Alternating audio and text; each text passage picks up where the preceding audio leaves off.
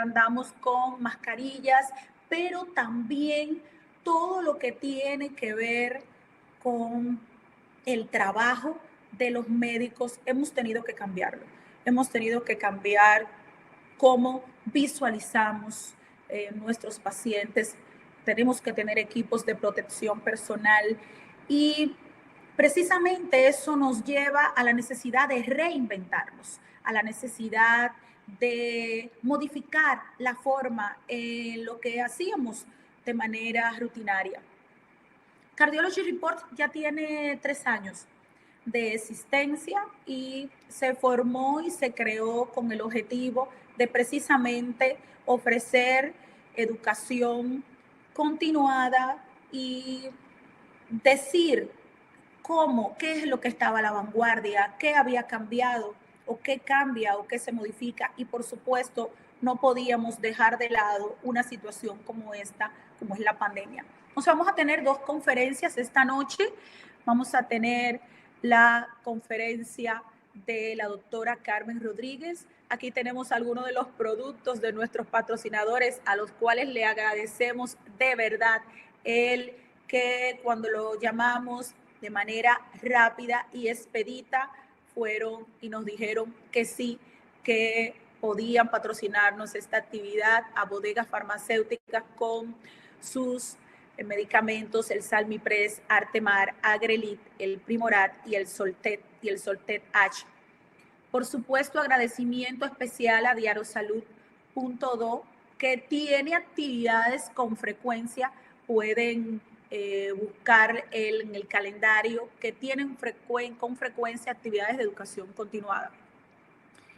Bueno, ya había comentado el hecho de lo que debíamos hacer con los teléfonos y con las computadoras, refrescar, ponernos atentos. Van a ser 15 a 20 minutos que va a durar cada una de las conferencias. Pueden compartir en el chat entre los participantes. Aparte de mí, habrá otras personas tomando sus preguntas en la medida que lo vayan haciendo. Siéntanse en libertad completa para hacerlas y entonces vamos a presentárselas a los conferencistas para que ustedes puedan recibir la respuesta a esas preguntas. Recuerden compartir en las redes el hashtag de Cardiology Report Diario Salud y Aprende con Diario Salud.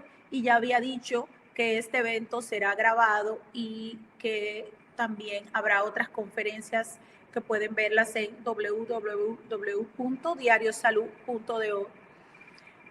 Jóvenes, es el momento de comenzar.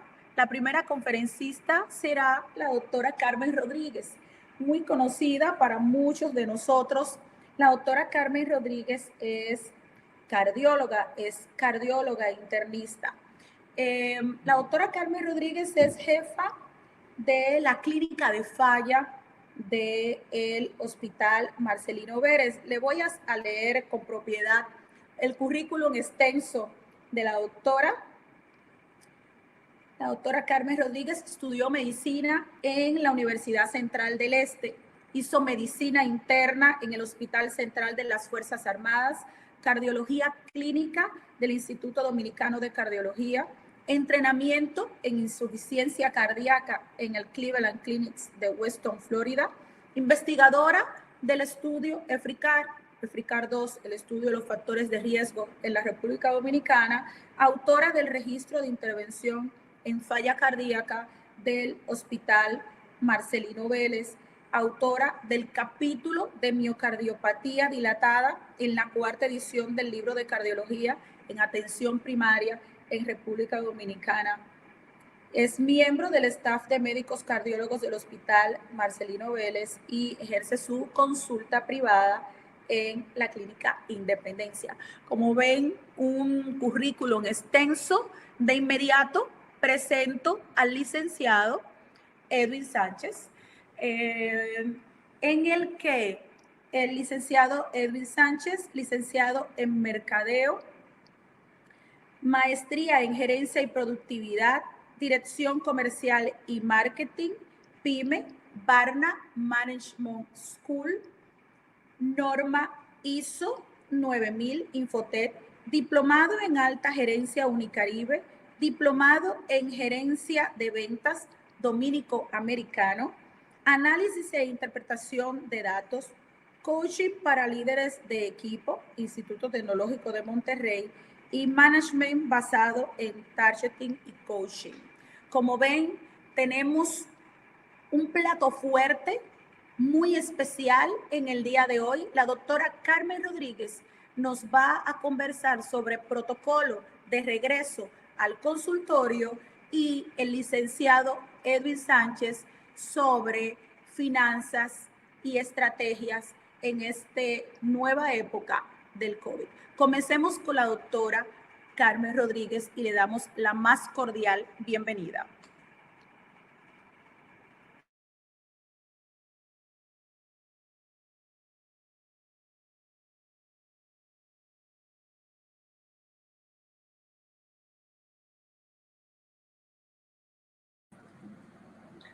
Doctora, por favor, atenta a su audio. Prenda su micrófono. Agradeciendo buenas noches a la doctora Pura Enríquez y a mi report por realmente hacer un esfuerzo por hacer que la educación continuada permanezca en nuestro país y cada vez innovando, adaptándonos a los nuevos tiempos, por supuesto, en esta actividad virtual y en la que nos estamos adaptando y sometiéndonos a los nuevos protocolos de la vida después del COVID. Bien, gracias también a Miguel Sainz y a Diario Salud porque está haciendo también una obra bastante distinguida en nuestra ciudad y a nivel internacional. Buenas noches, licenciado Edwin. Aquí estamos entonces, vamos a hablar de nuestro tema de hoy, que es el protocolo del regreso al consultorio, algo que realmente nos llama mucho la atención y que ha sido una inquietud de muchos médicos que hasta se nos han acercado porque tenían miedo una parte, otros no sabían cómo hacerlo y en realidad todos hicimos una cuarentena, pero ya llegó el momento de retornar a la consulta, cómo hacerlo y hacerlo de una manera segura. Básicamente es eso lo que queremos recalcar esta noche. Vamos a comentar la conferencia.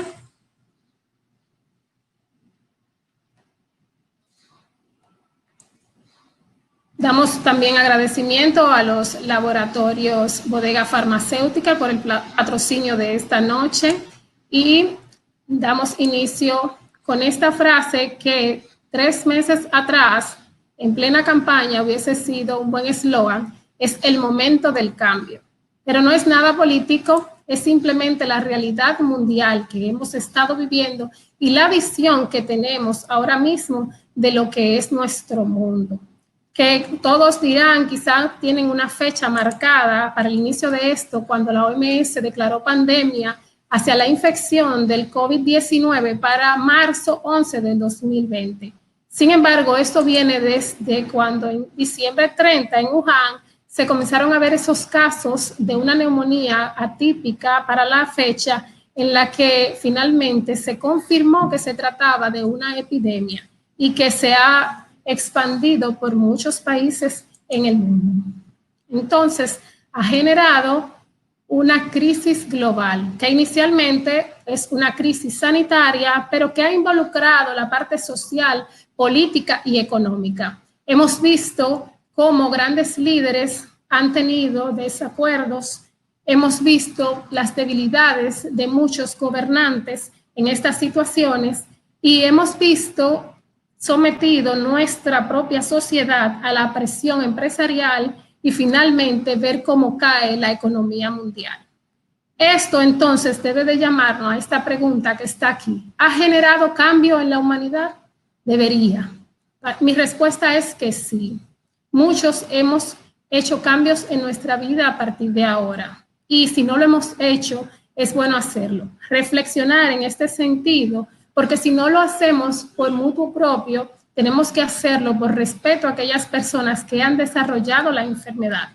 por respeto a aquellas personas que de una manera leve, porque gracias a que este virus, a pesar de que es altamente contagioso, tiene una mortalidad baja y básicamente se presenta con síntomas leves en la mayor parte de los pacientes afectados. Hay una parte que todos conocemos que es pequeña, pero que puede llegar a ser serio y grave. Y también por respeto a la memoria de aquellos que perdieron la batalla en la lucha con el COVID. De ahí entonces que nosotros tenemos que cuando nos sometimos, la principal crisis sanitaria era qué vamos a hacer con estos pacientes que inicialmente, como no se conocía la fisiopatología de la enfermedad, era cuidarnos de no enfermarnos. Y segundo, era establecer en estos pacientes ver cómo a nivel internacional cerraban escuelas, oficinas, tiendas, vuelos, la economía caía y todo estaba al borde y los hospitales seguían abiertos. Esta lucha básicamente cayó sobre los hombros de la clase médica y al final solo se nos ocurrió, yo sé que muchos de los que están hoy aquí conectados, si no todos, participamos una que otra vez de algún video, de alguna foto promocional como esta que ustedes ven aquí, en la que estimulábamos a la población a quedarse en su casa, como una medida en lo que se encontraba cura, en lo que se encontraba tratamiento y, por supuesto, una vacuna. De ahí entonces que, por ejemplo, el Rush Hospital, la Universidad de Stephanie Keim, me facilitó esta foto donde ellos estimulaban al aplanamiento de la curva, haciendo reuniones de liderazgo virtuales, por supuesto, redistribuyendo su personal médico a medida que se iba contagiando, yendo a las comunidades a trabajar directamente para la prevención. Cambiaron la farmacoterapia que estaba habitualmente en COVID, porque realmente no podemos todavía asegurar que realmente hay conspiración detrás de esta patología, pero quizás generaciones futuras nos van a dar la verdad. No estaremos aquí para saberlo, pero la manifestación de estas mutaciones no naturales de este virus han hecho que se mantenga la sospecha fuerte de esta condición.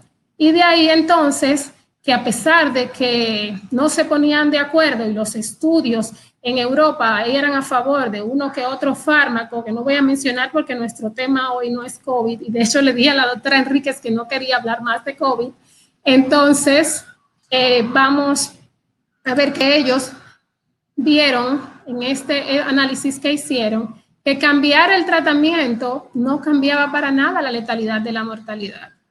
Por lo que entonces se reunieron los servicios de emergencia, establecieron de manera fija un triaje en el cual pudieran los pacientes hacer el despistaje inicial y establecer nuevas medidas para abordarlos. Y es entonces cuando se decidió evaluar otros flujos de trabajo disponibles, porque también se estaba descuidando a los pacientes con otras entidades, porque todo no es COVID. Las otras enfermedades siguen allí y entonces se inició el trabajo potencial y la telemedicina. Cosa similar, o sea, situación similar se vio también en Europa, donde fue bastante abatido.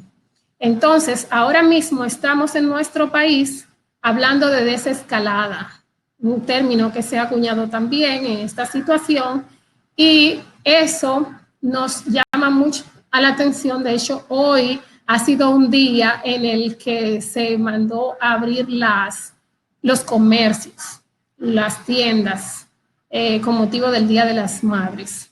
Entonces, es nuestra obligación como clase médica educar a las personas y mantener la parte educativa siempre activas para que la gente termine de entender que debemos cuidarnos y que mientras esperamos, aunque no tenemos una precisa fecha para decir hasta aquí llegamos con el COVID, o ya tenemos cura o ya tenemos vacuna, debemos prevenir de que no nos enfermemos en masa y de que no claudique nuestro sistema de salud, que de hecho es precario. Entonces, si vemos a diario, los números de contagio de COVID siguen en aumento y eso cambia cada segundo porque cada vez son más, y el coronavirus lleva 5.4 millones de contagiados a nivel mundial al día de hoy y más de 345,000 fallecidos. Eso coincide con la estadística internacional en la que la mortalidad está alrededor de 2.5 a un 3%, y en países de Latinoamérica y el Caribe, como el nuestro, en el que la limitación de las pruebas ha sido algo que ha afectado esos números, realmente se mantiene alrededor de ahí, porque quizás son diferentes, porque en realidad el número de pruebas no ha sido suficiente. Lo que no queremos que nos ocurra es esto, que al reiniciar todo, volvamos a cuarentena, porque haya un excesivo número de personas que no se pueda controlar. A pesar de que hemos aprendido mucho con esta enfermedad, porque yo no había visto qué enfermedad y cuánta información se ha filtrado en las redes sociales, estudios, papers, en todas las revistas en el sentido de esto. Lamentablemente no hay un número de autopsias grande, no tenemos una fisiopatología clara, pero sí tenemos muchas cosas que no sabíamos inicialmente. Por ejemplo, Chile, después que reinició, tuvo que volver a cuarentena porque los barrios marginados comenzaron a aumentar en gran cantidad. En Perú pasó algo muy triste, los médicos se enfermaron bastante, y es lo que pasa, por ejemplo, con los médicos de mayor edad, en los que hasta el decreto gubernamental favoreció para que los adultos mayores de 60 años se mantuvieran en sus hogares en la fase inicial, para que, como en Italia, no era que iban a quedar incapacitados, sino que fueran la reserva en el momento en el que los médicos que estaban en la línea de fuego batallando con la enfermedad comenzaran a faltar, a fallar, a enfermarse, entonces entraran ellos en esto. En Perú, una situación difícil. Para el lunes pasado habían 1.042 médicos enfermos, ya habían 23 fallecidos. Fue una situación tan difícil que a los médicos privados hubo que llamarlos a participar de la parte pública y a dar soporte como voluntarios. Entonces, el objetivo de los protocolos de prevención, y en este caso lo que vamos a tratar hoy, el básico objetivo es no contagiarse y, por supuesto, no contagiar.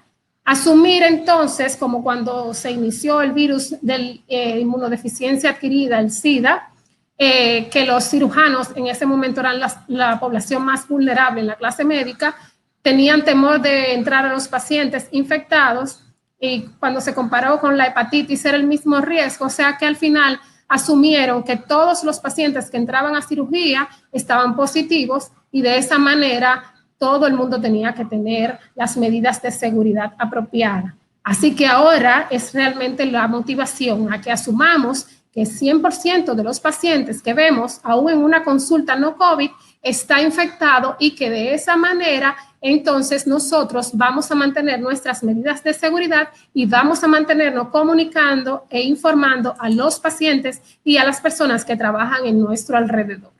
Entonces, como les decía, el protocolo de prevención va a prevenir el contagio, va a informar a la población más cerca. En el caso nuestro, por ejemplo, la medicina privada, es a nuestras asistentes, a nuestras secretarias y a nuestro personal de limpieza. Nosotros somos los responsables de llevar la información a ellos para que aprendan a cuidarse ellos y a cuidar con esto a sus familiares y el entorno. Establecer cuarentena obligatoria a personas en situaciones de riesgo es oportuno, y las medidas para quienes conviven con los pacientes contagiados. Se ha visto claramente que los pacientes contagiados de COVID pueden estar en una misma residencia y se hacen lo pertinente no contagiar a los familiares. De ahí que puede existir de manera fiable un aislamiento domiciliario para los pacientes de síntomas leves. Y habilitar el teletrabajo, que ha sido la conducta más común en estos momentos. Hay muchas personas trabajando desde sus hogares. Para las personas que no se adaptaban a la tecnología, han tenido que hacerlo, y esto es realmente lo que nos ha movido a hacer esta presentación. La gestión preventiva, que Edwin sabe mucho de esta, en gestión, en los servicios, siempre hay que buscar el target. En este caso, son los escenarios de riesgo de mayor exposición, es decir, que el médico que va a tratar al paciente, dependiendo del área en el cual esté involucrado, tiene o no mayor exposición a riesgo, mayor riesgo. Y eso, el riesgo laboral, se establece y está claramente definido. Entonces, en este caso, vamos a hacer unas pinceladas en la parte hospitalaria, pero nos vamos a enfocar en los servicios médicos privados. Y básicamente eso se va a soportar con una programación y, por supuesto, con la adaptación. Los grupos sanitarios con mayor riesgo de exposición van a ser, en primer lugar, los oftalmólogos. Tenemos oftalmólogos en línea, claro está, y tenemos que hacer una mención singular de que todos sabemos que el COVID ya se ha demostrado que se aisló de 30 pacientes del primer estudio que tenían COVID. En las secreciones de conjuntivas encontraron aislado el virus, y que fue Li Wenliang, ese médico de nacionalidad china, joven de 34 años, quien en diciembre dio la alerta acerca de esta epidemia y que lamentablemente murió por esta enfermedad. Es un oftalmólogo, o sea, fue un oftalmólogo.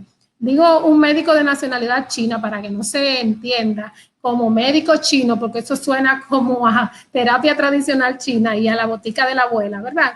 Entonces, los odontólogos también están expuestos. Todos sabemos que antes de cerrar el tema de los oftalmólogos, trabajan a 30 centímetros en la lámpara de hendidura, y para ellos se ha tenido que ser un buen reto, porque aunque no quieran, hay emergencias que tienen que tratar, y estos pacientes, ellos han tenido que diseñar pantallas de metacrilato y de otros materiales, cristal y demás, para hacer separar el paciente del médico. O sea que son la población más vulnerable en este caso.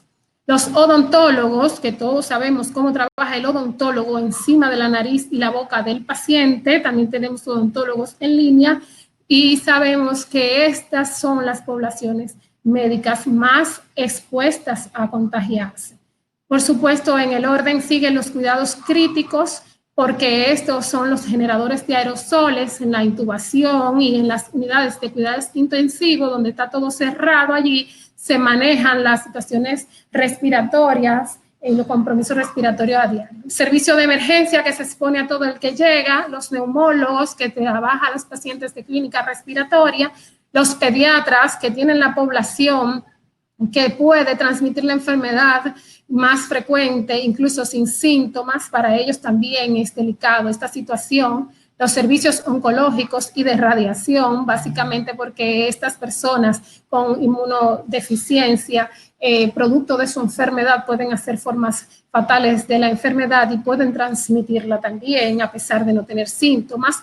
Y en las unidades de hemodiálisis, que se trabaja con fluidos, y finalmente los cirujanos. Por supuesto, todo el personal médico, por el solo hecho de estar en el hospital o en la clínica, también se ve expuesto, pero ya existen protocolos que han sido de consenso, porque en realidad los protocolos todavía no llegan a ser unas guías oficiales, pero sí están basadas en el consenso de lo que ya hemos aprendido, de lo que hemos aprendido con otros virus, con otras epidemias, aunque sean más pequeñas, y que hemos sacado conclusiones para hacer de la práctica médica lo más segura posible.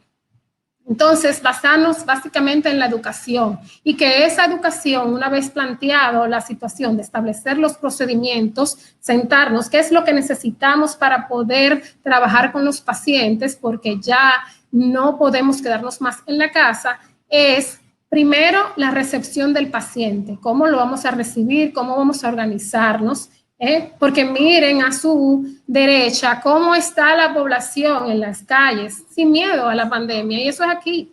Entonces, las personas andan en la calle exponiéndose porque no saben la magnitud de eso. Eso solo da muchos factores que no vamos a trabajar esta noche. Al igual que entonces también hay un protocolo para atender al paciente ya una vez en la consulta, el despacho del mismo, cómo hacerlo, cómo cobrarle, cómo manejar esa parte de documentación, el manejo de los desechos y los aspectos generales que vamos a ver ahora.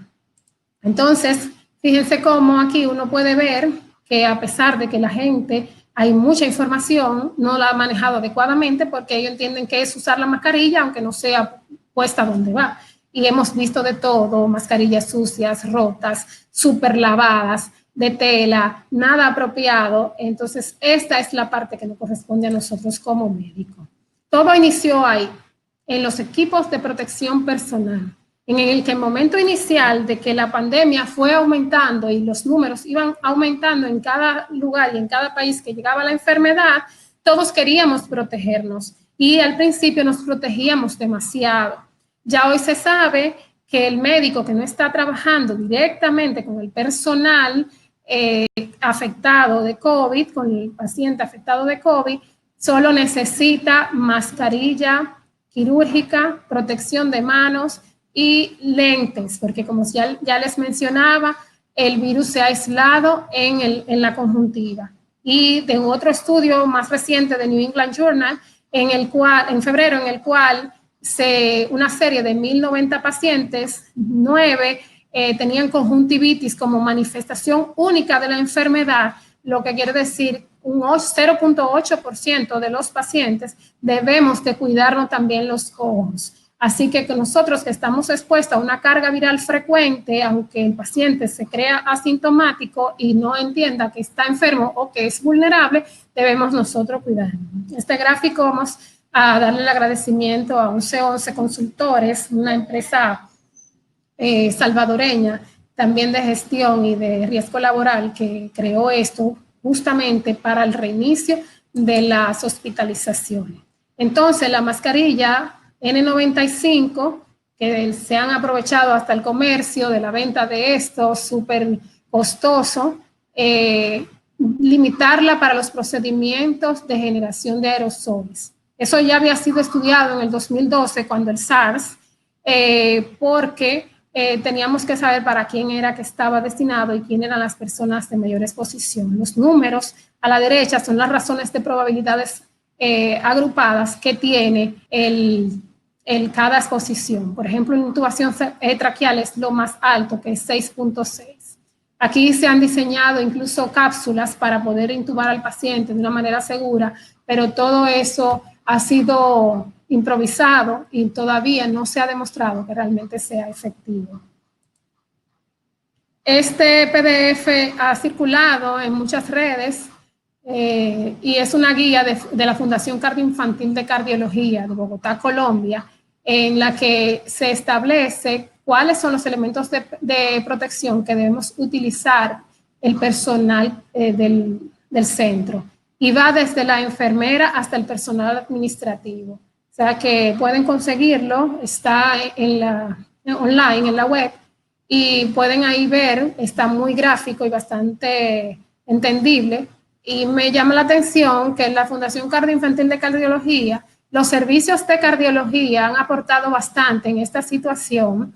La Sociedad Europea de Cardiología y la Sociedad Española de Cardiología han hecho bastantes aportes también en cuanto a la formación de los grupos de liderazgo y al desarrollo de del nuevo normal, que nos va a hablar en un momento Edwin, para esto. Así es que hemos hecho un trabajo bastante importante en ese sentido. Y la consulta entonces presencial, que es lo que básicamente vamos a hablar, desde la programación hasta la recepción del paciente. Esto es una idea que les voy a presentar acá, pero lo ideal es que usted se siente, dependiendo sus necesidades, las cantidades de pacientes que tenga y, o sea, su consulta que usted conoce, y la administre y la organice de una manera que usted pueda dar un servicio y que, por supuesto, como en medicina, primero no hacer daño, es que no se contagie y que no cometa el error de hacer que su centro de salud, o en el caso suyo particular, su consultorio, se convierta en un foco de infección para los pacientes, en el que tengan, al contrario, temor a ir a asistirse. Definitivamente, hay que sentarse previamente y hacerle entender al paciente los requisitos para ser atendidos en la consulta. Cuando le mandamos al paciente los requisitos de la consulta, usted tiene que estar claro que el paciente entendió, porque a la gente a veces se ofende porque usted le dice que tiene que traer una mascarilla, que tiene que traer un guante, y no termina de entender que estamos todavía en la pandemia, en el pico máximo de la pandemia.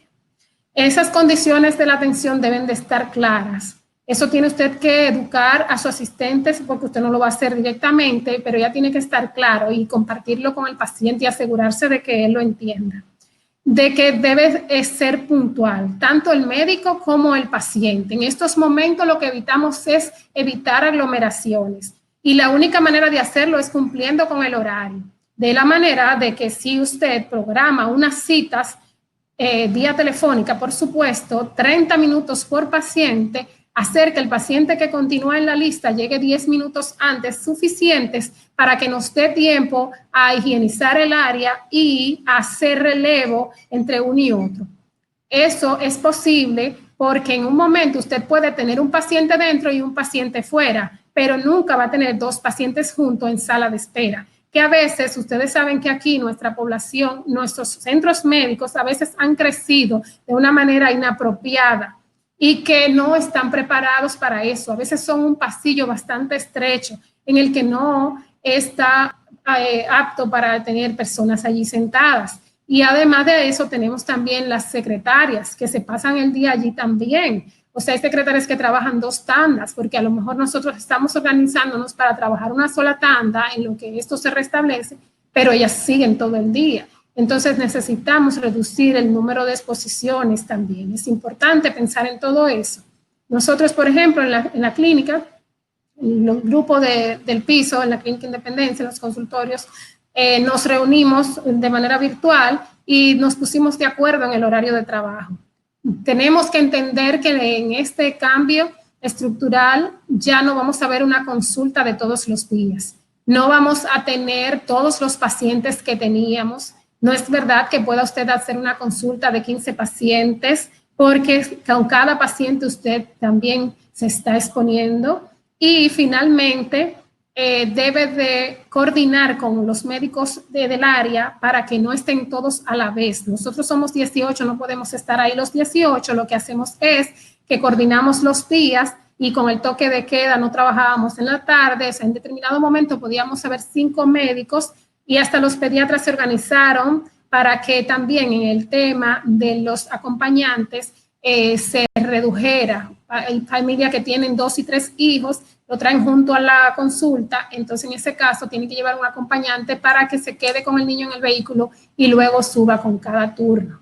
O sea, tenemos que entender esa parte porque si consideramos eso, hacemos un buen papel y volvemos al inicio donde lo principal es no contagiarse. Entonces, esas citas se agendan de manera telefónica, se le confirma al paciente y se solicita también responder las preguntas del screening para descartar COVID. Eso es también básico. Voy a mostrarle las preguntas que debemos incluir en ese pre-screening. Se lo agradezco al aporte del Ministerio de Salud y Odontólogos de Panamá, en que mi prima Tatiana Murillo me hizo llegar y que realmente ha sido una buena herramienta en la que le preguntamos estas preguntas directas al paciente. Fíjense que se hace pre-cita y en el consultorio, porque el paciente puede que agende una cita para dentro de una semana como para el día siguiente, pero es posible que si pasa más de 72 horas, el paciente pueda desarrollar la enfermedad y cuando llegue a la consulta ya tenga alguno de los síntomas que negó en el pre-screening antes de la cita. Entonces, ese día se le vuelve a hacer las preguntas, se confirma si hay alguna sospecha, se le pide al paciente que reprograme cita y si es necesario, entonces indicarle la prueba de COVID. Y lo otro que tiene que hacerse también es combinar esto con la toma de la temperatura el día que el paciente llegue. Entonces, esto con los termómetros digitales en la que nosotros tenemos que ver cambios en el paciente y eso nos aseguraría que nuestra consulta, principalmente la de nosotros los cardiólogos, que somos los que vemos los pacientes más vulnerables, que son los de más edad, los pacientes hipertensos, los diabéticos, ese grupo, entonces, si lo enfocamos de esta manera, vamos a tener una consulta limpia de COVID y ese circuito se va a mantener por el mayor tiempo posible. La consulta, entonces, propiamente dicha, se debe el asistente, una vez llegue el paciente, verificar que él cumpla con todas las medidas sugeridas. Yo tengo en la consulta, y les sugiero a ustedes tener una caja de mascarillas, de esas quirúrgicas, por lo que les comentaba y les mostré. El paciente va a traer una mascarilla cualquiera, la que le entienda que él tiene o la que está a su alcance. Y entonces usted tiene que entrenar a su secretaria para que le haga pasar una mascarilla de esta al paciente y se cubra. Y que si el acompañante viene, si viene con el acompañante, debe de hacerlo saber, hacernos decir por teléfono, y básicamente es en aquel paciente en el que se necesite estrictamente, porque allí también tenemos que descartar, hacer el pre-screening a la persona que lo va a acompañar. Entonces la documentación debe de manejarse de manera digital también, o sea, virtual. Usted puede pedirle que le pase sus documentos, carnet, ya incluso algunas ARS los tienen de manera digital para que la carnetización sea menos tangible, que no haya contacto, y es preferible también no manejar dinero efectivo, y si es así, porque por supuesto no siempre logramos que el paciente pueda hacer una transferencia bancaria o pagar con una tarjeta de crédito o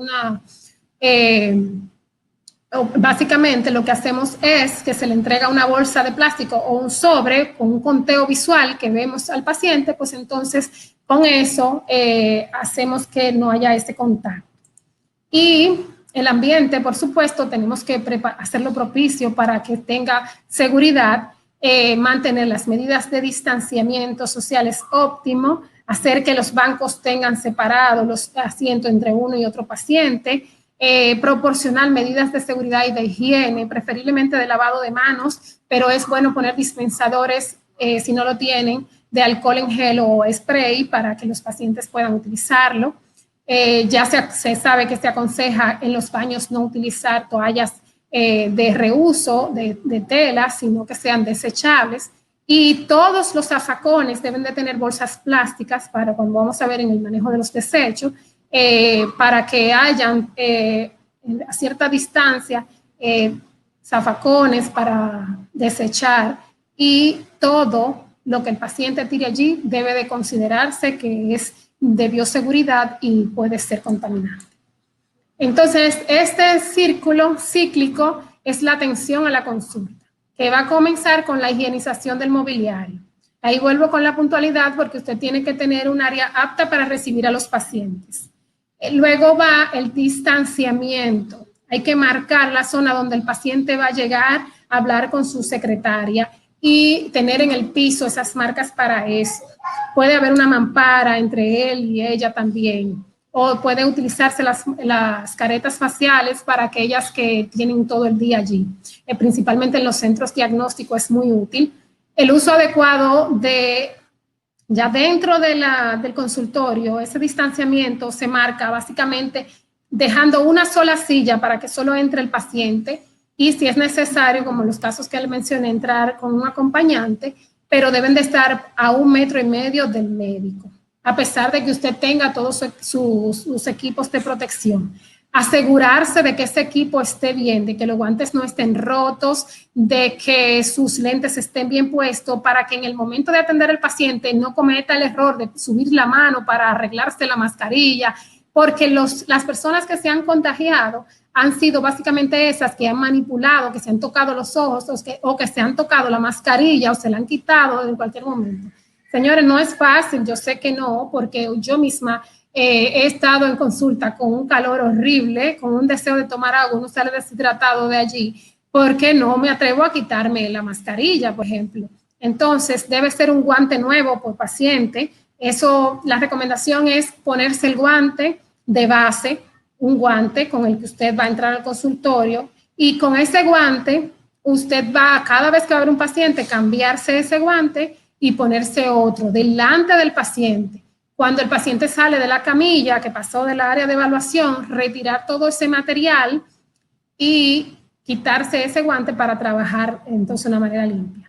Es ahí importante entonces el protocolo de atención, la parte respiratoria, básicamente, hacer con el paciente de espalda y mantener una cierta distancia del paciente. No es que ahora no vamos a examinar a los pacientes, pero vamos a tener esa consideración, porque si usted hace un buen despistaje al principio al paciente, no puede tener pánico en cuanto a la evaluación. Y, por supuesto, aquellos pacientes que definitivamente ocultan o presentan enfermedad respiratoria, porque a veces no se lo hacen saber y usted se da cuenta ya cuando tose, como le pasó a una amiga, y también aquellos que de repente usted lo ve llegar y le dice, no, yo tengo 3 días con fiebre, o sea, eso no lo puede entender si ha hecho todo el protocolo.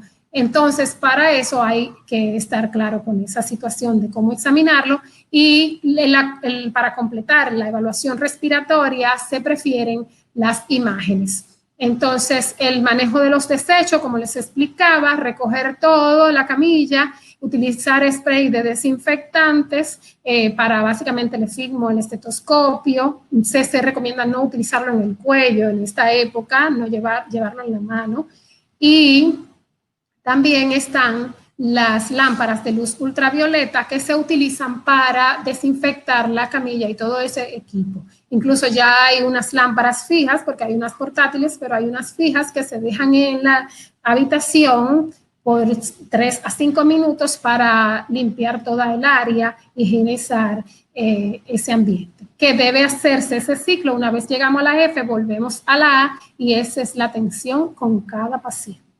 Entonces, las recomendaciones de higiene en sentido general en el ambiente de su consulta debe ser que en la entrada haya una alfombra con un desinfectante apropiado. Hay también una lista de desinfectantes que pueden van de cloro, puede utilizarse peróxido de hidrógeno, se pueden utilizar, ya esas sustancias vienen en un galón para echarle a la alfombra y poner una alfombra seca con la cual el paciente luego que pasa por la parte húmeda se seque los pies y de esa manera se desinfecta. También es recomendable descontaminar periódicamente, cada 2 horas, preferiblemente las perillas, los asientos, los escritorios, las puertas, por donde quiera que se pasa la mano y los baños. Es propicio poner a la salida de su consultorio o en el mismo escritorio una caja de Kleenex en que el paciente agarre una servilleta para salir y tener también ahí manitas limpias al alcance del paciente. Educar al personal de asistencia y de limpieza, pero básicamente estimular el lavado de manos. Hay quienes recomiendan que como médicos es más seguro utilizar un guante para el examen del paciente y lavarse la mano cada vez, porque a veces uno se descuida, pasa mucho rato con un guante y el guante también por su material puede acumular virus y llevárselo. A las mujeres no utilizar aretes, maquillajes ni nada en esta época, el glamour ha pasado a otro plano y lamentablemente tenemos que cuidarnos porque en esos materiales puede guardarse también virus. Reducir la consulta presencial, esta es para la práctica hospitalaria. Al principio se le dio esa opción porque, por ejemplo, en nuestro país, en la que los hospitales comenzaron siendo mixtos, COVID y no COVID, la recomendación era que redujeran las consultas presenciales mediante la potenciación de las consultas no presenciales o manejar agendas mixtas, aquellos que estuvieran preparados para la telemedicina, y de requerir la presencial, habilitar un sistema para despistaje del previo del personal de salud que iba a trabajar, hacer todas las medidas de distanciamiento que hemos mencionado y evitar todo lo que generara aerosol, salpicadura, o sea, las cirugías estaban suspendidas, las programadas, que no fueran emergencia, y la formación y restricción del número de visitantes, eso también es básico. Entonces, reanudar los servicios hospitalarios ahora, la recomendación es valorar el reinicio en caso de que se identifique que hay en el centro un circuito independiente que no está afectado, que está libre de COVID, reorganizar la actividad de profesionales para la atención presencial por equipo, porque también el médico tiene que estar seguro que no está enfermo y básicamente atender, ese personal tiene que estar claro de que no está y si debe de hacerse periódicamente puede hacerse también para detectar precozmente infecciones del sistema sanitario y hacer la prevención de riesgos laborales para contactos y aplicación de cuarentena en los casos que sea necesario. Entonces, la telemedicina, que ha venido a llenar un espacio, básicamente todos hemos visto un comunicado como este que está aquí, en el que las ARS autorizaban a los médicos a hacer las indicaciones y a mandársela por una foto de WhatsApp previo a una consulta vía telefónica. Eso es completamente informal, pero fue una medida que se tomó para poder auxiliar a los pacientes. Entonces, ya ustedes saben que los médicos estábamos agobiados en esta fecha de estando en cuarentena, estábamos trabajando y estábamos siendo de hogar y todo, porque no hay servicio doméstico y un sinnúmero de cosas que ha cambiado nuestra vida. Y básicamente es entonces lo que se recomienda es hacer uso de telemedicina, porque también el paciente le ocupa tiempo y ese es su trabajo, o sea, ese es nuestro trabajo, prestar un servicio de salud. Entonces, la telemedicina tiene un uso básicamente y ese uso está destinado a los pacientes estables. Solo en el caso de los pacientes de la psicoterapia y psiquiatría se recomienda que pacientes de primera vez se puedan hacer consulta virtual. De lo contrario, toda consulta de un clínico, de un internista, un cardiólogo, un reumatólogo, un médico que tiene que examinar pacientes debe hacer una consulta solo para seguimiento, para resultados de laboratorios o estudios, renovación de prescripciones o renovación o cese de una incapacidad laboral. Entonces, eso debe de tener condiciones para hacerse. Lo primero es un consentimiento informado, que el paciente tiene que aceptar que esa consulta va a ser grabada. Debe de hacerlo en una herramienta adecuada. En inicio yo sé que muchos médicos utilizaron Zoom, utilizaron Teams, cualquier herramienta que tuviera videoconferencia para hacerla, pero por razones de confidencialidad debe ser una herramienta adecuada. Muchas herramientas ya se han ido actualizando. Por ejemplo, yo tengo OpenEMR que no lo utilizaba porque no había como esa necesidad y nos acostumbramos a un espacio, una zona de confort que ahora tenemos que cambiar, por supuesto, y debe ser programada esa visita porque el paciente tiene que entender que usted va a dedicarle su tiempo y que ese tiempo es programado, porque no pretenderá hacer 3 horas virtuales con un médico que tiene quizá otro paciente.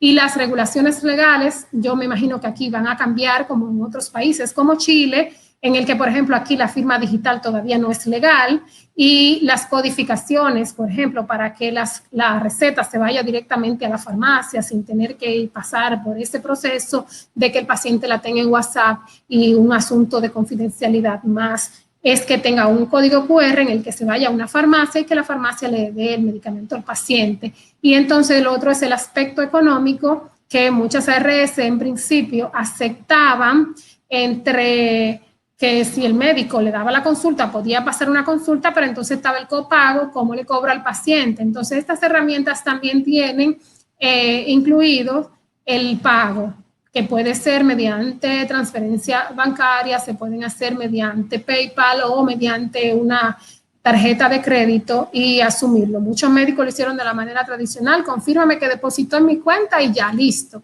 O sea, que hemos ido implementándolo, aprendiendo y todo lo demás. Hay aquí en nuestro país, voy a promocionarlo, claro, Hospify, que es también una herramienta bastante buena porque tienen los médicos dominicanos y los laboratorios dominicanos incluidos allí y puede compartir paciente médico-médico, que yo creo que tiene futuro y que está haciendo un buen rol. De ahí que en el plan para la transición hacia una nueva normalidad no nos extraña ya ver todo el mundo con sus mascarillas en las calles, el teletrabajo se ha hecho oficial, también nos ha sobrecargado principalmente a la clase femenina. El año pasado, cuando yo recibí nuestra vida en adelante, por más que queramos combinar la poca ropa que podemos utilizar ahora como médicos, que con una pijama tenemos y por encima cantidad de ropa desechable, participé en esta encuesta de burnout, donde hubo un incremento en la clase médica de un 35 a un 54%, y en los estudiantes de medicina un 45 a un 60%. La verdad que nosotros los médicos somos masoquistas porque seguimos allí hasta el final a pesar de... Y que en las conclusiones del estudio finalmente fue que para el 2019 se había incrementado cuando se comparó con el último análisis que fue en el 2015, de un 32%, eso era sin COVID. Yo me imagino que si hacemos de nuevo esta encuesta, esos números dan pena. Y para que la consulta de psiquiatría no se llene de nosotros mismos, tenemos que aplicar mínimo estas recomendaciones que ya les dije. Por supuesto, mantener las medidas de higiene, el material de protección personal, que basta con unas mascarillas, lentes y guantes y su bata desechable que no debe reutilizarse, porque he sabido de casos donde se lavan y que hacen de todo con ella, no debe ser. La consulta ahora va a ser más cara, lamentablemente, pero alguien tiene que asumir eso y su salud lo vale, porque usted tiene una familia, los suyos, y usted mismo tiene que cuidarse. Eso de restringir la visita, programarse para hacerlo con tiempo. Solo el equipo de protección personal completo, el kimono, es para los pacientes de COVID directo. Y, por supuesto, evitar reuniones. Ya sabemos que todos los simposios y congresos se están haciendo virtual, los que no se han suspendido definitivamente, hasta que todo marche y veamos a dónde vamos a terminar. Entonces, los dejo con esta imagen donde el mural pintaron en Melbourne, en Australia, en memoria de los médicos en la lucha. Y muchos recordamos los aplausos de Italia, los famosos aplausos. Aquí en Dominicana, con aplauso o no, quiero también felicitar a la clase médica porque tenemos la responsabilidad de la lucha contra las enfermedades y cargar con nuestra humanidad. Muchas gracias y buenas noches.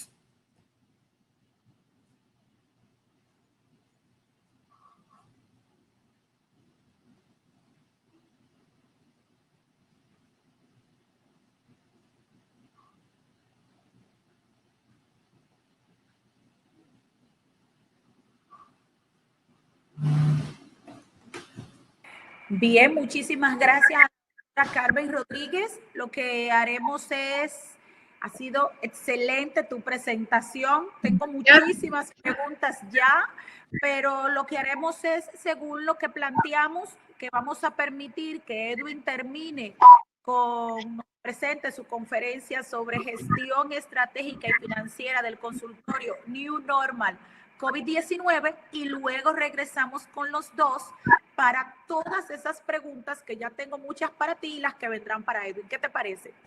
Me parece bien, de acuerdo. Perfecto, pues vámonos con Edwin.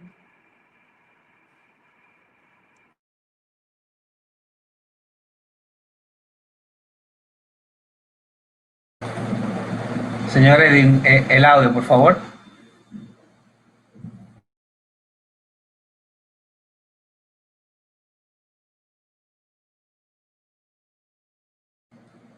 Todavía. Prenda su micrófono, recuerde. Si no, refresque la pantalla, por favor.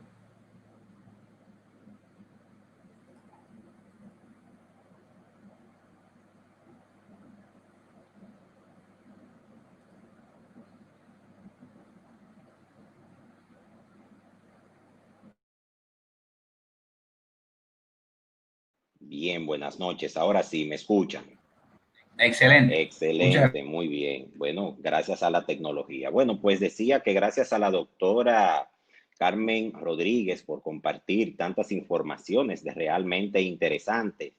En la noche de hoy, nosotros vamos a estar compartiendo un tema sumamente interesante, el cual trata sobre lo que es la gestión estratégica y financiera del consultorio en este nuevo New Normal COVID-19, ¿verdad? Agradecer obviamente a los patrocinadores de este evento, a los amigos de Bodega Farmacéutica Dominicana y a la presidenta de Cardiology Report por invitarnos a esta importante actividad virtual. Gestión estratégica y financiera del COVID, gestión estratégica y financiera del consultorio en este momento que estamos viviendo del COVID-19.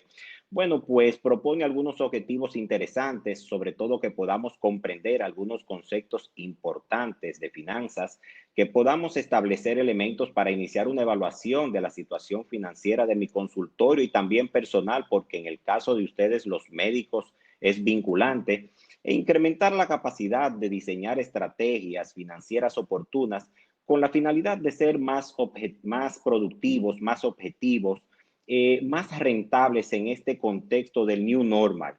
New Normal que ha existido desde los inicios de la vida misma, porque tenemos que estar conscientes que en el devenir del tiempo hemos estado sometidos a nuevas normalidades. Si nosotros analizamos los procesos de revolución industrial o de revoluciones industriales que se han dado a través de la humanidad, podemos entender primero que una revolución industrial no es más que un proceso de transformación que impacta tres áreas fundamentales: área económica, área social y área tecnológica. Y cuando analizamos la primera revolución industrial en el año 1750, 1840, podemos ver que hubo varias invenciones interesantes que sometieron a la humanidad a nuevas normalidades, porque ya teníamos máquinas de vapor, podíamos trasladarnos en ferrocarril, podíamos trasladarnos también en barcos de vapor. La energía hidráulica también fue una invención sumamente interesante, y los procesos de mecanización produjeron avances interesantes para agilizar procesos que hasta el momento de esa época eran totalmente rudimentarios. En la segunda revolución industrial, 1870-1914, ya estamos haciendo uso de la energía eléctrica, producción en masa, cadenas de montaje. Bueno, siendo Henry Ford, de hecho, uno de los principales pioneros en esta revolución industrial por aquello de la fundación de Ford & Company y otros temas más. Ya bueno, en el 1876, Alexander Graham Bell es quien patentiza, no quien crea.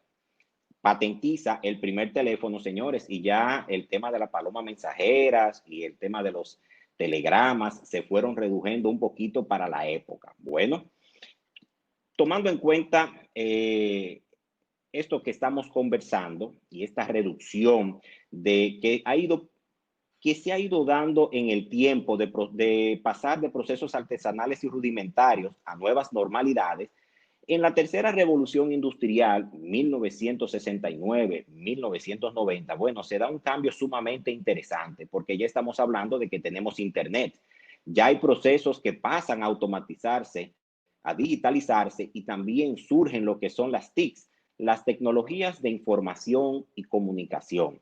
Y una cuarta revolución industrial sumamente interesante es cuando ya inicia en la década del 2000, cuando ya estamos hablando de inteligencia artificial, producción de energía limpia, el Internet de las cosas, entre otros temas más. ¿Por qué yo he iniciado con esta introducción?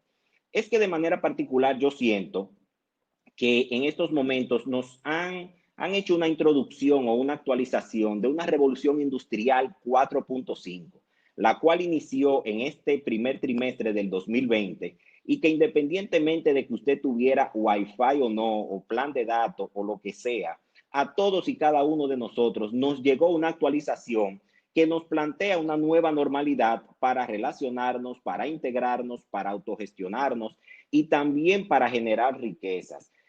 Esto en el tiempo podremos ver si realmente podría considerarse como una revolución, una quinta revolución industrial, pero lo que sí para mí está claro es que, como profesional y asesor comercial y estratégico, es que ahora mismo estamos en medio de una revolución. Lo único que no se ha dado dentro de este proceso de revolución es que no hubo un proceso. A ninguno de nosotros nos prepararon y nos preguntaron: ¿usted quiere ir al supermercado con mascarilla? ¿Usted quiere respirar de manera diferente? Señores, en este new normal, en este upgrade que nos han dado ahora mismo, tenemos hasta que replantearnos cómo vamos a mandar a nuestros niños al colegio, que para mí, y sé que para todos los que tenemos hijos, esto es un gran dolor de cabeza. Entonces, ¿qué pasa? Para ustedes como médicos, esto es una variable sumamente interesante, porque de hecho, antes de continuar, inclusive, quiero compartirles esta gráfica tomada de Decode Infographic, donde analiza los sectores a nivel global que se consideran más afectados y los que no han sido tan afectados. De hecho, los que se consideran potenciales perdedores y potenciales ganadores. Aquí vemos que dentro de los potenciales perdedores, sin lugar a dudas, todo lo que tiene que ver con el sector aviación, con el sector marítimo, el turismo, las actividades lúdicas, todo lo que tiene que ver con el sector de la construcción, se consideran que están dentro de los grandes perdedores. Sin embargo, dentro de los potenciales ganadores, obviamente está el comercio electrónico, las tecnologías de la información y comunicación, las TICs, el personal de asistencia sanitaria, los servicios médicos y ustedes los médicos en sentido general. Ahora bien, puede ser que en este momento usted diga, porque lo que estamos viendo ahora mismo es de manera global, Edwin, yo no me siento que he sido un ganador o un potencial ganador en este momento, porque de yo tener una consulta donde veía 10, 15 pacientes en una tanda o durante todo el día acorde a mi disponibilidad horaria, pues ahora mismo yo estoy viendo a la mitad y con una cantidad de restricciones importantes, porque ustedes como médicos ahora mismo forman parte de la población que para mí tienen un mayor reto porque están en contacto día a día con personas que están enfermas y que no llegan con un label en la frente donde dicen, bueno, yo tengo COVID o me ha pasado en algunos de los días antes de venir acá a la consulta, algo de lo que mencionó la doctora Carmen Rodríguez. Tuve fiebre, tuve tos y hay algunos inclusive que los ocultan. Entonces, ¿qué sucede? Ante este contexto, miren, si antes ustedes eran multitasking, ahora tendrán que ser multitasking al cuadrado o multitasking al cubo. Así mismo es. Usted que me está viendo por acá, si antes usted se pichaba, se bateaba, corría las bases, si hacía AO y usted mismo anotaba sus carreras, usted como médico ahora mismo tendrá que ser más multitasking. ¿Por qué? Porque ahora mismo se está demandando que dentro de esta revolución industrial, que les recuerdo, proceso de transformación que afecta variables económicas, sociales y tecnológicas, a nosotros no nos preguntaron si nosotros queríamos adaptarnos al proceso que estamos viviendo ahora. Y es por eso que el médico, el profesional, está llamado a ser en este momento más estratégico y más financiero. Y cuando yo hablo de que debe de ser más estratégico, es que necesariamente debe de involucrarse con el manejo y dominio absoluto de variables de gerencia y administración, variables como planificar, el que todos los procesos que yo voy a llevar a cabo durante mi consulta, pero así como lo expuso la doctora Carmen Rodríguez magistralmente, planificar todo esto, pero adicional a esto, organizar todos los recursos que yo necesito para que esto que yo he planificado, yo lo pueda implementar cuando pase a la fase de dirección. Esto al final va a repercutir de manera cualitativa en bienestar para mí, para mi familia y para el paciente, pero también es un momento también de generar seguridad porque a ningún médico, a ninguna clínica, a ningún profesional de la salud ahora mismo le conviene, y sobre todo con lo alegres, por no decir otra cosa, que es la población para emitir un juicio de valor en las redes sociales, le conviene que un paciente diga, mire, yo fui a mi médico y me pasó esto y me contagié con esta situación.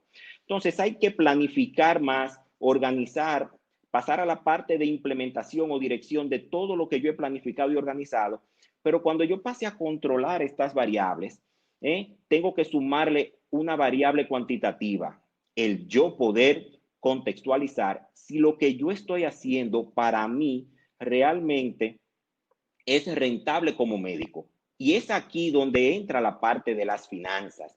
Todas aquellas actividades relacionadas con la obtención de dinero y su uso eficaz es considerado como finanzas. Pero cuando nos vamos más allá y hablamos de que las finanzas personales, sobre todo de un profesional, de cualquier individuo, pero vamos a circunscribirnos a nosotros, los que estamos acá, son aquellas actividades que están relacionadas con todo profesional, donde establece cómo va a presupuestar, cómo va a invertir, cómo va a ahorrar y cómo va a gastar su dinero, pero teniendo en cuenta los riesgos financieros y acontecimientos futuros previsibles y no previsibles. Quisiera yo preguntarles a ustedes, este evento que se acaba de dar ha sido un evento y en el que estamos viviendo, ¿fue un evento previsible? Hay gente que dice que sí, hay gente que dice que no, ¿verdad? Porque esto está circulando desde octubre, hay personas que dicen que es desde septiembre, bueno. Pero el tema es que es un evento en sentido general no previsible porque si no, el mundo no estuviera en la situación que está. Y esto inclusive ha generado muchas enseñanzas a todos y cada uno de nosotros en el mundo, en la humanidad en sentido general, porque ha puesto al descubierto si realmente yo soy una persona que me autogestiono financieramente de manera adecuada. Es por esto que quiero compartir con ustedes otros términos más para que más adelante podamos poner en contexto algunas situaciones que voy a compartir con ustedes. Cuando nosotros hablamos de costos y gastos, tenemos que entender que costos no es más que la erogación de recursos que yo hago para producir un bien o servicio, es como esa parte de materia prima que se necesita para yo poder ejecutar mi trabajo. Vamos a circunscribirnos al ejemplo del odontólogo que puso la doctora. Un odontólogo para ver un paciente necesita incurrir en un costo de comprar una torre donde se va a acostar el paciente y todos los equipos que conlleva accesorios para esta torre. Bueno, pues representa un costo. El gasto, ¿qué sería? Bueno, los gastos son la erogación de recursos para que este servicio se preste, se comercialice y se administre. En este caso, el gasto que generaría la torre no es más que la luz que va a consumir, por decir algo sencillo, ¿verdad? Para no profundizar mucho.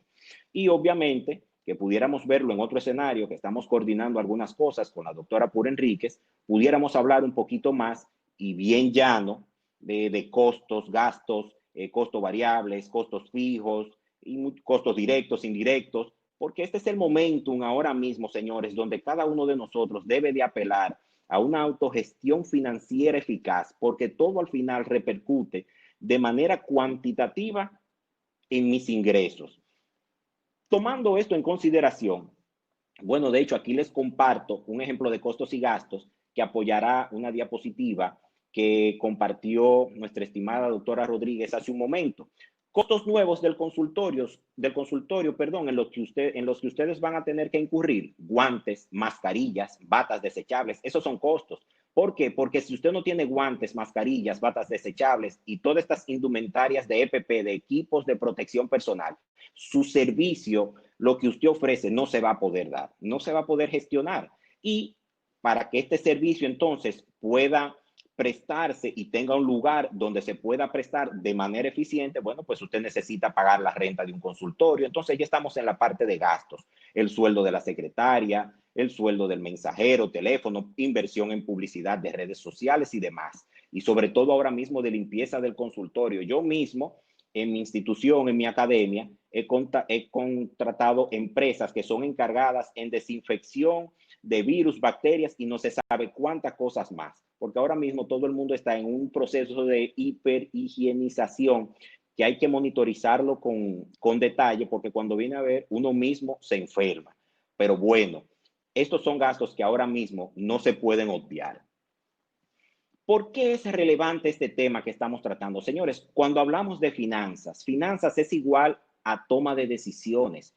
Y en este momento, tomar decisiones tiene implicaciones en las inversiones futuras que ustedes vayan a hacer, en los financiamientos futuros que vayan a hacer y en su cash flow, en su flujo de efectivo. Tomando en consideración esto, estos factores que acabamos de mencionar inciden directamente en su liquidez y en su solvencia profesional. Liquidez, capacidad que yo tengo para hacer frente a mis obligaciones de corto plazo.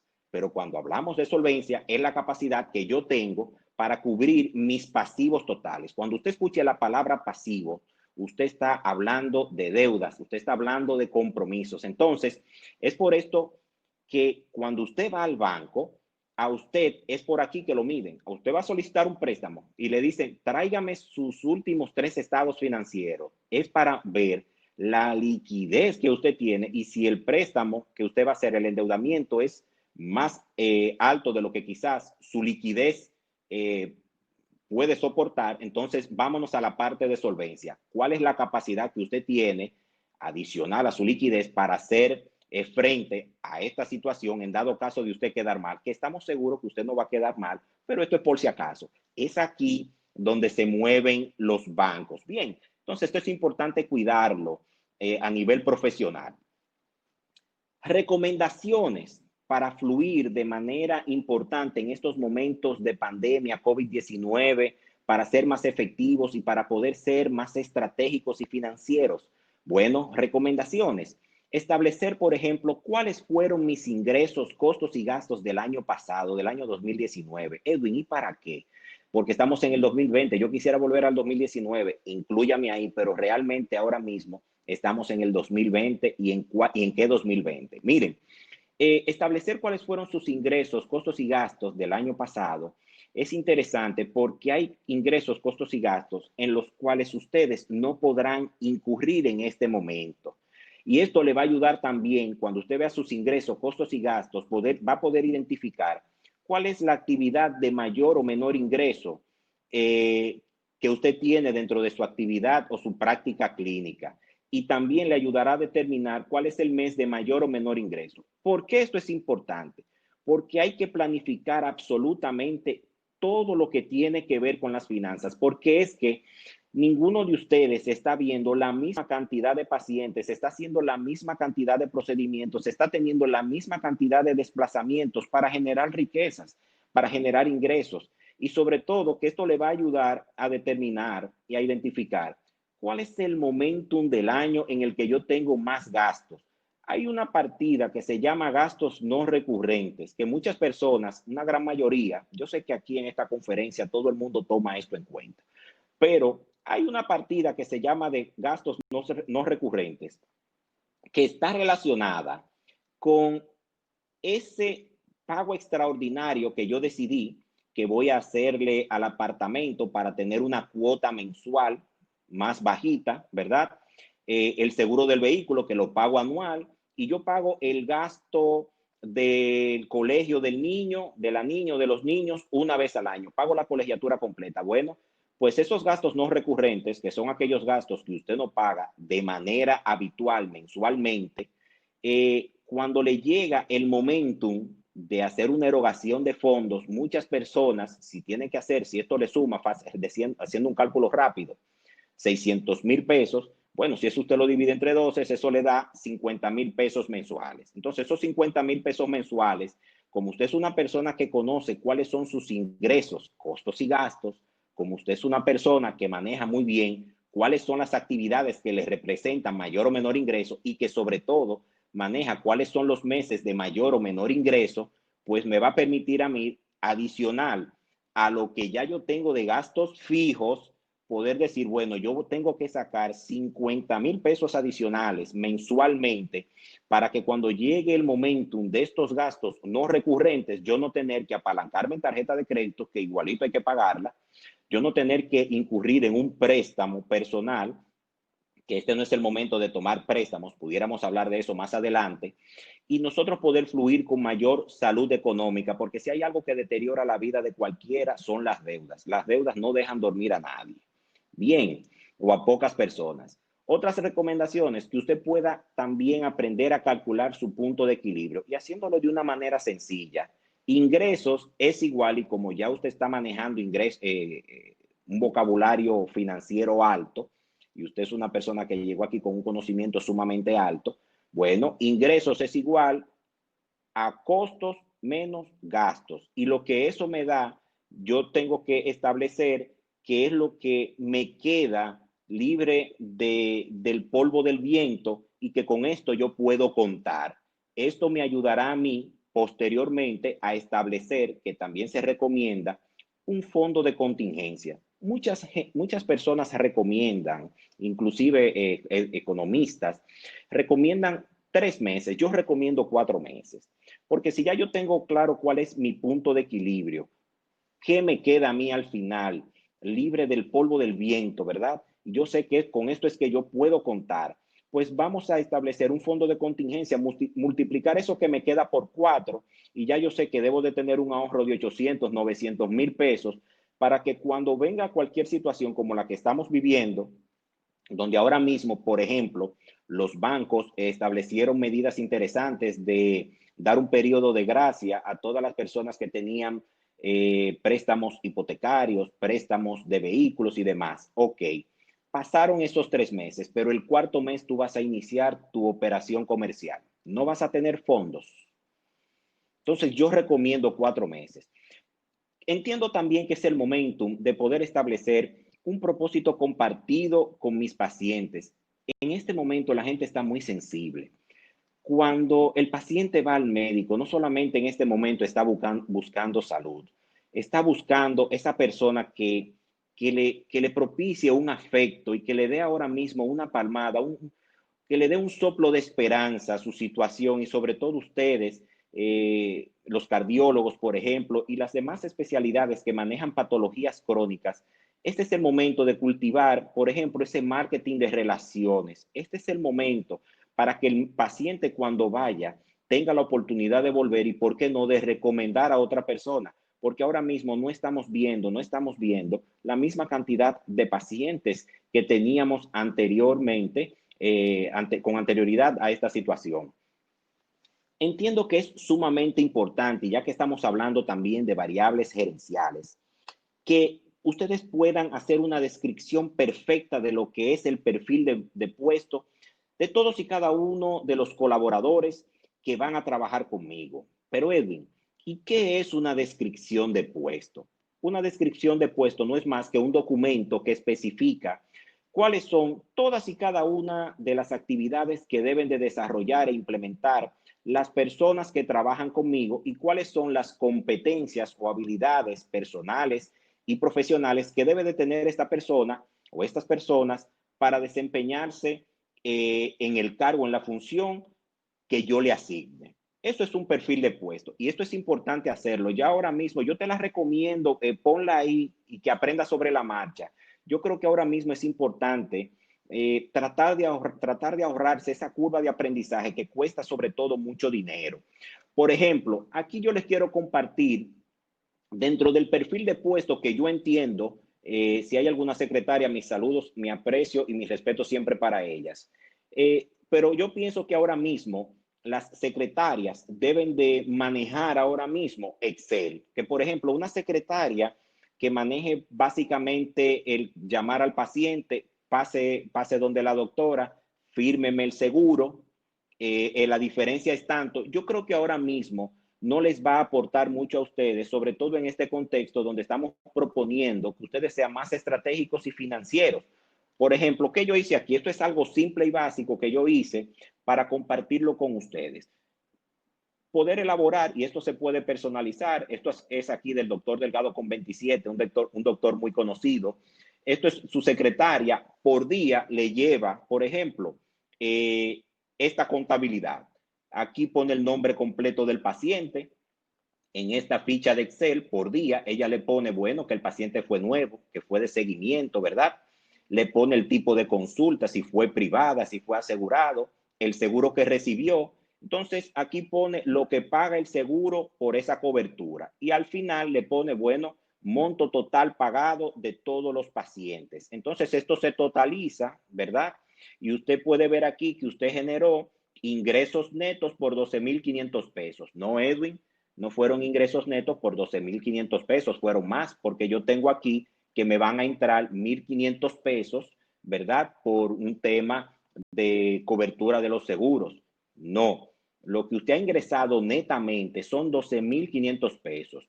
4,500 pesos por el resultado del pago de las diferencias de los asegurados y 8,000 pesos por concepto de consultas privadas. Sin embargo, usted tendrá ingresos en tránsito por 1,500 pesos, que cuando usted le quite el 10% que le retiene el seguro, a usted le quedarán 1,350 pesos y al final del día usted generó ingresos por 13,850 pesos. Pero neto, usted se lleva en su bolsillo 12,500 pesos. ¿A qué me va a ayudar esto a mí? Bueno, yo les estoy aquí planteando y aquí les estoy dando una solución que les pudiera ayudar con esta nueva planificación financiera que ustedes pueden hacer, porque si esto se lleva a diario, al final del mes, por ejemplo, de mayo, el doctor Delgado con 27 podrá decir, bueno, yo generé ingresos netos por tanto, por X cantidad de dinero, porque diariamente la secretaria tiró un corte por día, un corte por semana, y esto se puede automatizar, y sobre todo en Excel, que se puede hacer de todo, y al final del mes de mayo, el doctor Delgado con 27 totalizó X cantidad de ingresos netos, pero ingresos en tránsito tiene 100, 150,000 pesos y eso me permite a mí, por aquello que yo mencioné hace un momento, de poder planificar cuáles son los meses de mayor o menor ingreso. Bueno, si el seguro a usted le paga, ¿verdad? Cada 30 días, cada 45 días, usted puede decir, bueno, yo como finalizó este mes, 45 días, a mediados del mes de agosto aproximadamente, a mí me van a entrar 150,000 pesos por concepto de coberturas de seguro, por decir un monto. Entonces, ya yo sé que en el mes de agosto yo voy a tener un ingreso en tránsito, me va a entrar un dinero y unos ingresos en tránsito, y esto me va, que he estado presente, yo sé que esto no sucede con con ninguna de las personas que están aquí, pero yo he estado presente, fulano, ¿y cuánto? A la secretaria, ¿y cuánto fue que le reportamos al seguro fulano de tal? Y yo me quedo, pero Dios mío, ¿cómo así? O sea, ya este momento de estar recibiendo el dinero en una agenda, con un papelito, con la lista de pacientes que usted recibió, reitero, yo sé que eso no está sucediendo aquí. Eso soy yo que se me ocurrió decir esto y yo lo estoy compartiendo.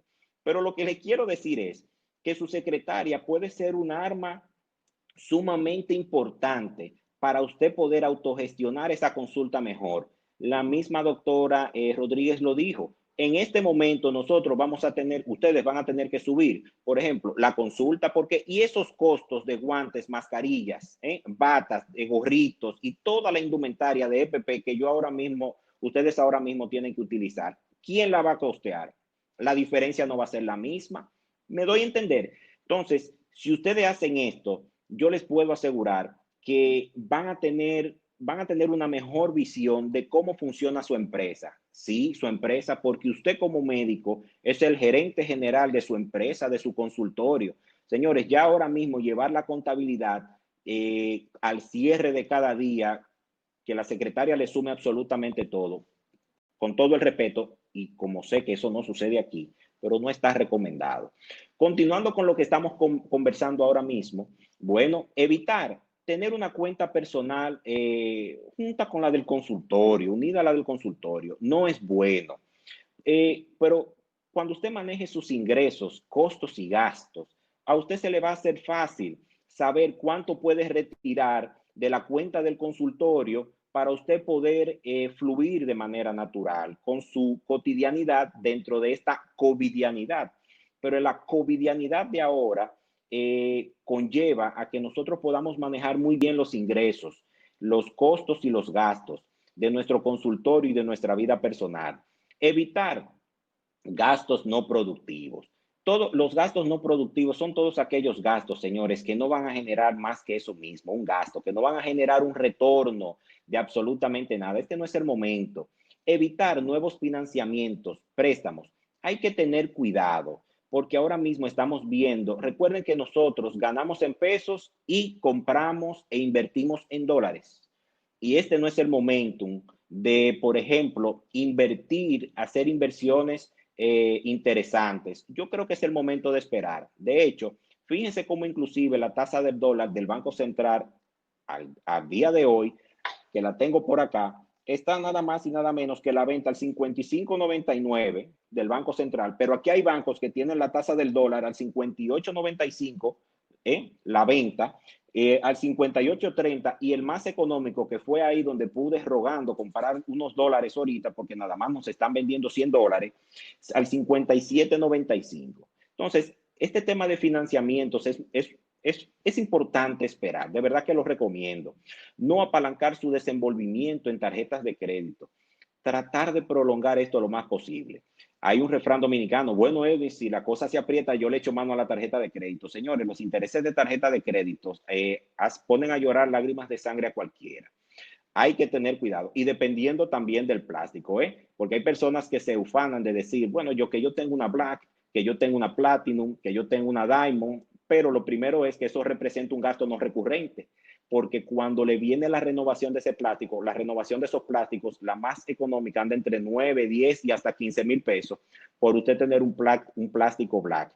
Eso es un gasto no recurrente que lo puede sacar, por ejemplo, de balance. Si usted tiene 3, 4 plásticos poderosos de eso, usted tiene fácilmente que buscar por renovación de plásticos en un trimestre 40 o 50,000 pesos.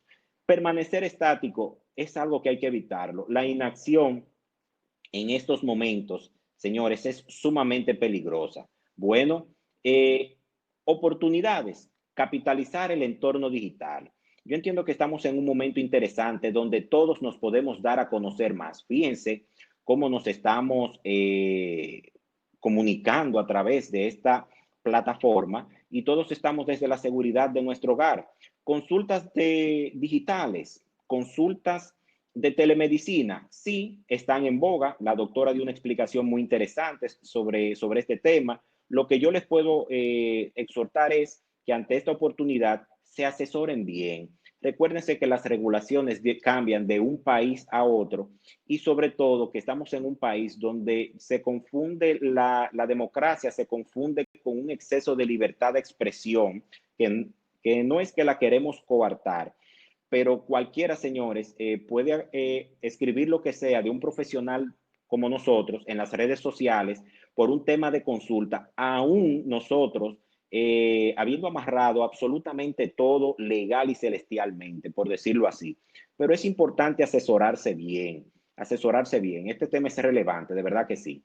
El COVID-19 representa una oportunidad interesante. Prioridad en salud e higiene. Todo el mundo ahora mismo está en modo salud, en un mood salud e higiene. Todo el mundo está ahora mismo dando mucha prioridad a la salud. De hecho, en un recorrido que yo hice en el día de ayer, me he dado cuenta, bueno, que las clínicas, fui a varias clínicas, señores, muchísimas personas están yendo a las clínicas. El tema es cómo esto se puede comportar si hay un rebrote de esta situación, ¿verdad? Pero mientras tanto, dentro de las oportunidades, podemos resaltar que hay una prioridad alta a la salud y a la higiene, que representa una oportunidad interesante. Y también, si usted como médico puede generar nuevas facilidades, generar nuevo valor agregado dentro de lo que es el contexto de su consulta, será muy bien ponderado por los pacientes. El mayor reto que absolutamente todos tenemos, recuerden que hablamos revolución industrial, proceso de transformación que impacta la economía, que impacta lo social, que impacta lo tecnológico, pero realmente a nosotros solamente se nos cumple la parte de transformación porque no hubo un proceso. El mayor reto al que nos invita este momento actual es al momento de adaptarnos o morir, dice Philip Kotler en las preguntas más frecuentes del marketing, ¿verdad? En su libro Las preguntas más frecuentes del marketing. De hecho, hay una anécdota bien interesante que yo la puedo compartir con ustedes. Ahora mismo, cuando las personas salen a la guerra, salen y cuando ven al enemigo dicen preparen, apunten fuego. Philip Kotler dice que ya no hay tiempo ni para apuntar ni para prepararse, porque en lo que usted se prepara y apunta ya le han dado una cantidad de tiros importantes. Entonces ya desde que usted pone un pie fuera de su casa, señores, es fuego. Las especies que sobreviven no son las más fuertes, ni las más rápidas, ni las más inteligentes, sino aquellas que se adaptan mejor al cambio. Yo me la he pasado en todas las conferencias que he disertado durante todo este periodo con mis estudiantes de la universidad, de APEC, de maestría. Me la he pasado con esta frase, porque ciertamente es así. Ahora mismo no será ni el más inteligente, ni el que se pueda reinventar de la mejor forma, porque si usted se reinventa y no incluye dentro de ese proceso de reinvención lo que es la parte de adaptarse, de adaptación, realmente no le irá bien.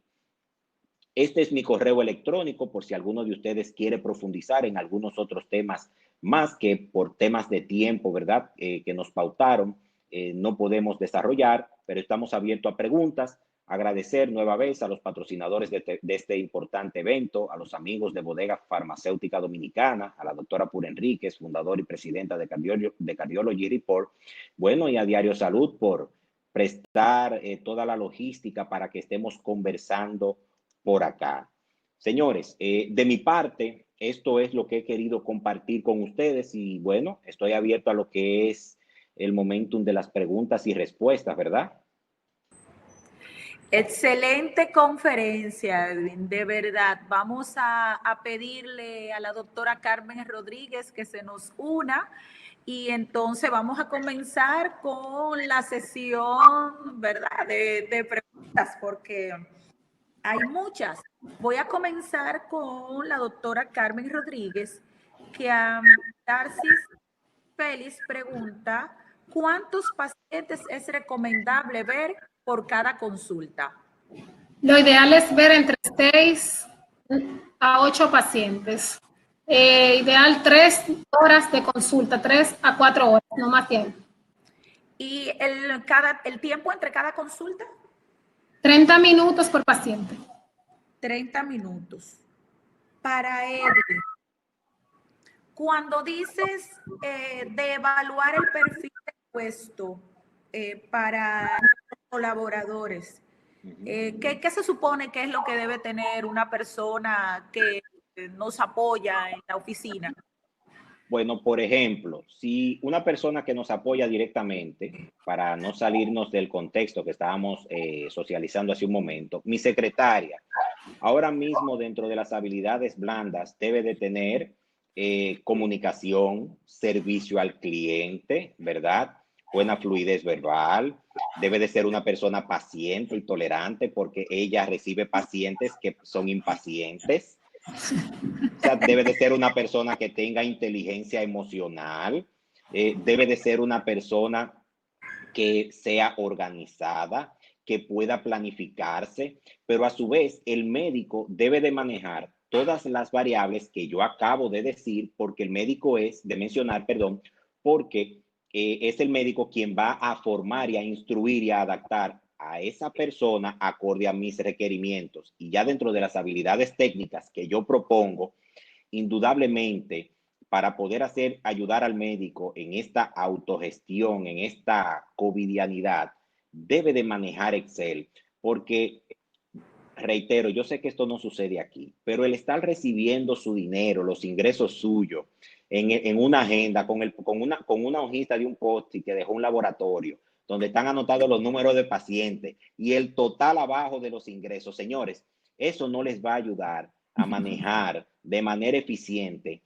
el cierre de cada mes y que usted pueda decir, yo estoy ingresando tanto, tengo costos de tanto y tengo gastos de tanto. Entonces, eso a su vez le podrá ayudar a establecer de manera más precisa cuánto yo debo de cobrar de diferencia por mi consulta, cuánto yo debo de cobrar por cada procedimiento, porque estos costos y gastos no lo puedo subsidiar yo como médico. Entonces, ¿quién nos ayuda? Esa secretaria que está ahí delante, a organizar todo lo que sucede y yo tener reuniones con ella como gerente general, CEO de mi consultorio, yo tener reuniones con ella, cuéntame, dame un balance de ingresos, costos y gastos de esta semana. ¿Cuántos pacientes vi? Miren, créame que eso ayuda. Y lo grande es que para eso no hay que comprar, perdón con las personas que estén aquí, pero no hay que comprar un programa. Eso se personaliza y se adapta a cada médico. El tema es que el médico tiene que manejar todos estos temas para formar a su personal.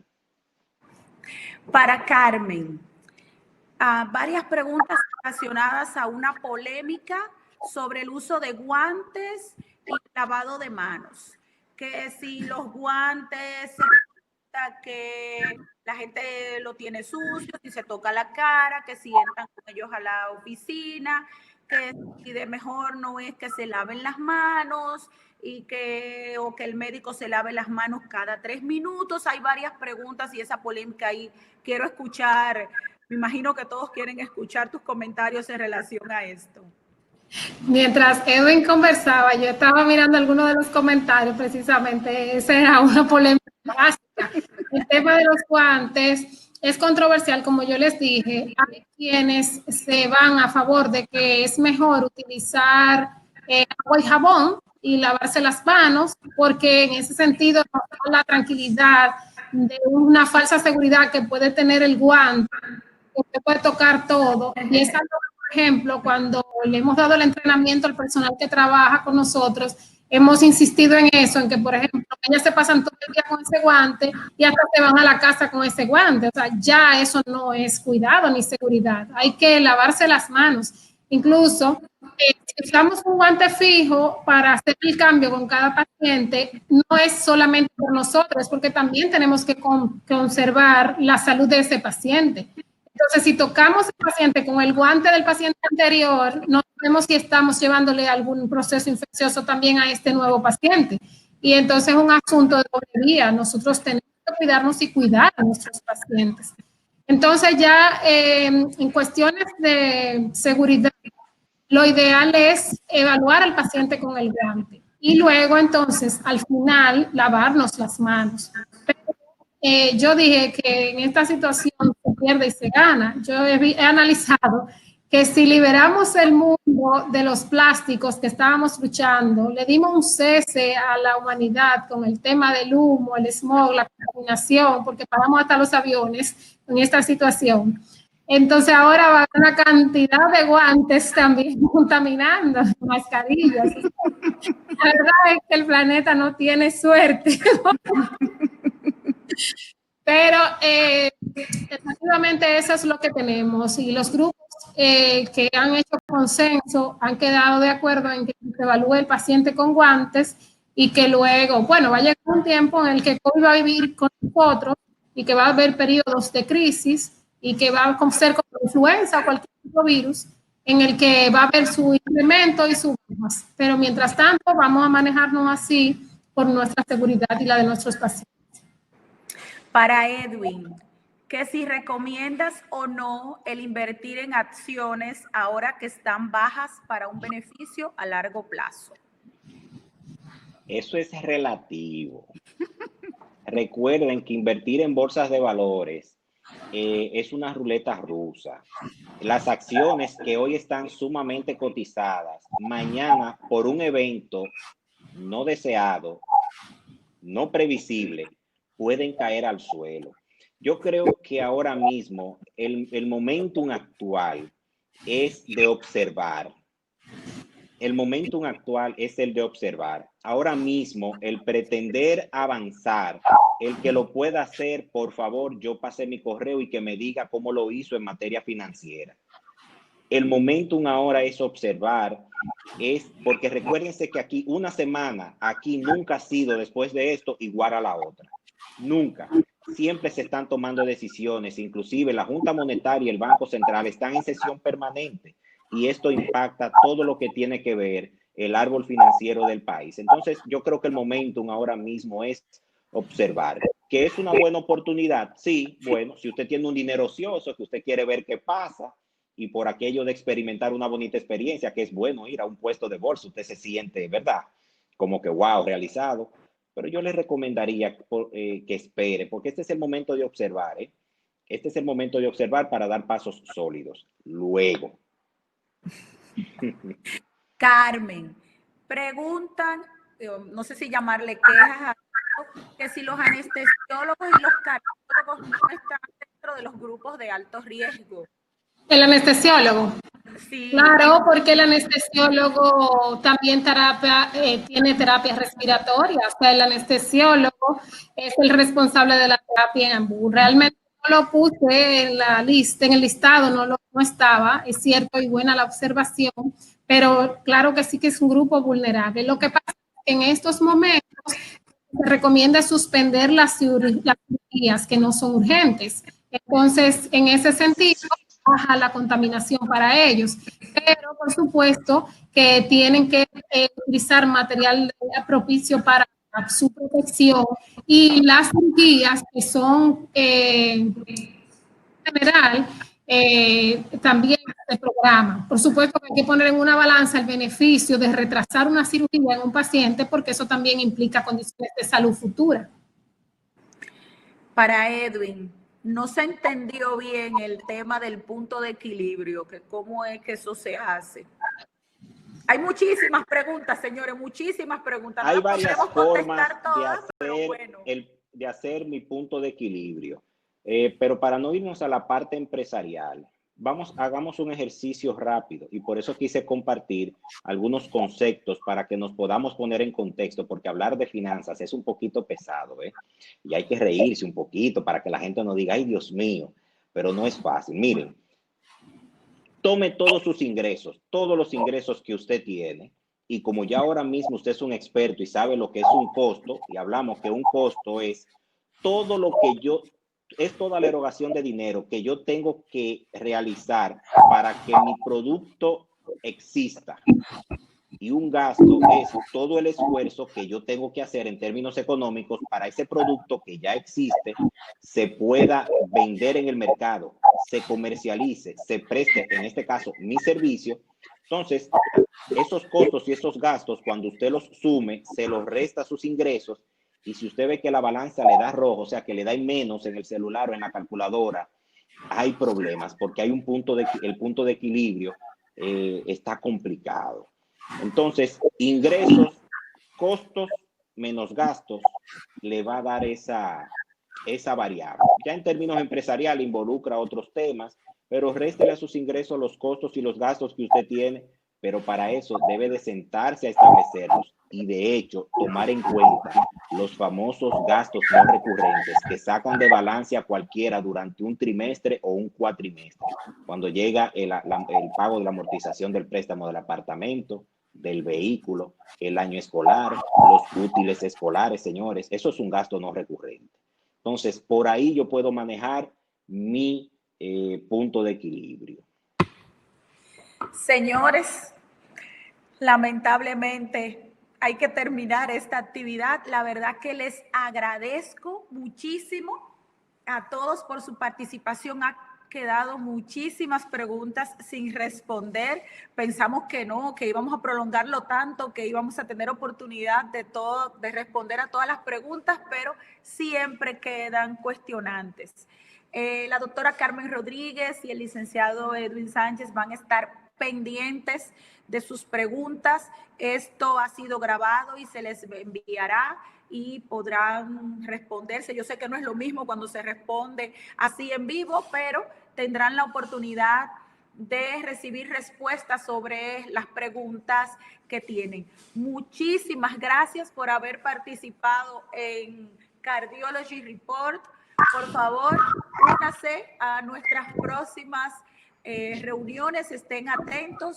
Muchísimas gracias, doctor Carmen Rodríguez, licenciado Edwin Sánchez, por sus excelentes conferencias.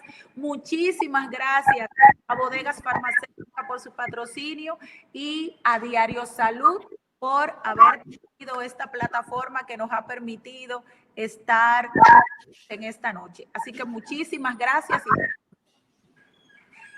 Buenas noches, muchas gracias. Gracias, buenas noches.